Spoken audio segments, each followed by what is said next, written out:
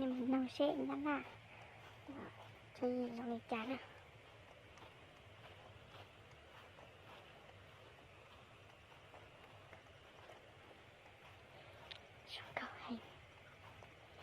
Hay chè. Thế là chè nhà cô à hay là ấy đi? Chè nhà cô à? Chè này thì có phun thuốc không cô? Có. Phun thuốc nè. Như kiểu không phun chắc nó có con sâu à? Cái này là không phun cho nó lên này, nó mới xấu, bên kia họ phun nó tốt. Yeah. Tưởng là thế họ hay đi thuê. Thế họ đi thuê thì một cân bao tiền? Đi thuê hái. Dạ. 4.000 hay 5.000 gì đấy. Dạ. Của cô là hết cái này luôn á? Cọc nhỏ kia thôi, nhưng mà đến số kia họ sẽ hết đấy. Tưởng là cả cái này là một chủ thôi chứ.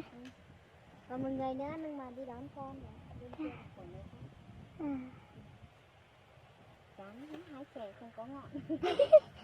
Nhưng mà mùa này tôi chưa thấy có lúc nó mọc xanh đẹp ra mà. Nó ấy thôi, tùy theo từng vụ.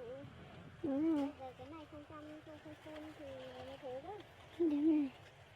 Thì lúc ấy thấy mọc đẹp. Trước kia đầu năm thì tốt lắm đấy. Đúng rồi. À chỉ hái mấy cái ngọn bé bé đấy thôi á? Từ này phải hái hết mấy cái lá non non này chứ. Không lấy được đâu, nó già đau tay. Cái này đi hái lại mà. Lần nó đi mót lại. Nó không đi đóng phim. Em không, đi quay chơi thôi.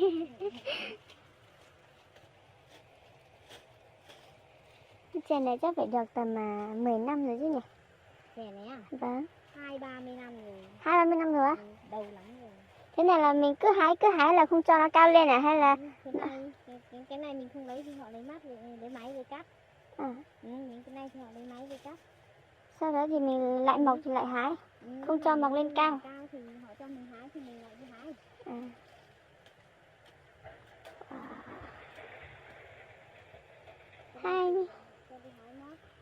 20-30 năm rồi mới sợ chứ nhỉ? Chắc bây giờ chắc phải chục năm rồi chứ chờ nó. 50 năm mới hết hạn nhưng mà bao giờ? Tức là cái này là của người khác trồng nhưng mà của công ty chè trồng nhưng mà là của mình. sau đó thì như kiểu là mình họ trồng nhưng mà cho mình chăm hả? Họ chăm sóc thì mình hái thì mình lấy công. Thế thì nó cũng cầu kỳ nhỉ. Người ta làm chè. Hái chè này bên này nhẹ nó dính vào tay. Cái này phải đeo găng tay thì mới tránh được. Quên đấy, chị không mang. Nhiều này là cùng một công ty thôi hả chị? Đấy công ty ở bản mình ấy. Nào. Đấy một chỗ đấy thôi. Một chỗ đấy thôi.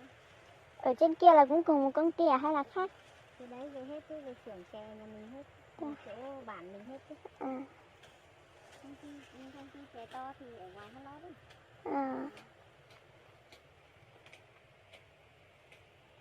Nhưng mà hình như ở trên cằm này toàn uống chè trên cằm hay sao á? Chị thì chả uống chè bao giờ đâu.